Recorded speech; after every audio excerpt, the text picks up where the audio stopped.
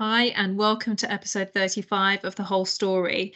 I'm Charlotte, and I'm joined by Paul, who is here to talk to us about ancillary information today. What a treat. Okay, so I'm going to go into any application, really, Charlotte. So applications and works. I'll choose the second one on the list that's at planned stage. I'm going to go in here, and you can see here I've got add ancillary information. Now let's go into this top one that's in progress. And equally, you can see here, I've got add ancillary information. So I can do this at any point. So I'll use it on this one as it happens. I click on add ancillary information. Oh, this one's already got some on there. So I'll use a fresh one, Charlotte. But, let's use this to show people that I can click on this ancillary information, find out what sort of ancillary it is, view the details, who the promoter is, that kind of information. So I'm going to back out and I'm going to choose the fourth one down. That should be safe. Right, okay. Add ancillary information. And you can see here I've got my works here, and then the option to draw and stop drawing. So I tell you what, I'm going to put on, I'm going to try and make this semi-realistic. So I'm going to say that there's some temporary traffic lights. It's not really the perfect location for this.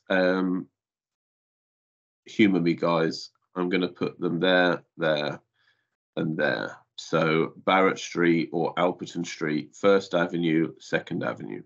Stop drawing. So there you go, link USRNs. So it's picked up which USRNs I've put my works on. So I'm going to say Alperton Street, 2nd Avenue, 1st Avenue. Link USRNs. Now, add ancillary information. So these are portable traffic signals. Description of ancillary. Multi-way signals as discussed with Steve at site meeting. Confirm details. So I can change this now if I want. I could go in and I could make this a site compound, or I could make it a spoil compound. But let's stick with our portable traffic signals. Confirm details. Add ancillary information. So if I go to view application details, and I scroll down, we've got this new section, ancillary information, ancillary reference, what the associated USRNs are. I think you can have up to about 25, Charlotte, associated, and we can view on that, but we've already done that, haven't we, with our the one we saw earlier. So I'll just click on view ancillary information details, and you see there that takes me in. And what I can do is I can remove this ancillary information. So let's say we've got a job that's ongoing for a couple of months and the signals are only there for part of it. Why are you removing signal heads now gone? Remove ancillary information.